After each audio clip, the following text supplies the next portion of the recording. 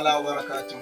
Sunana Muhammad Sani wanda aka sani da Sani Jagaba, Managing Director na kamfanin Sani Jagaba Multimedia. To, muna amfani da wannan dama domin tallata muku abubuwa da muke yi a wannan kamfani mai albarka. Kamfani ne da yana yin directing na irin comedies, film da kuma waka. Mukan iya yin fasta, ma'ana wannan sticker ko fasta na waka da 'yan siyasa ma muna yi musu fasta.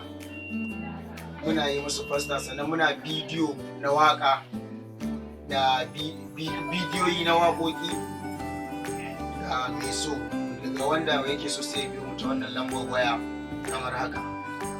Na gode.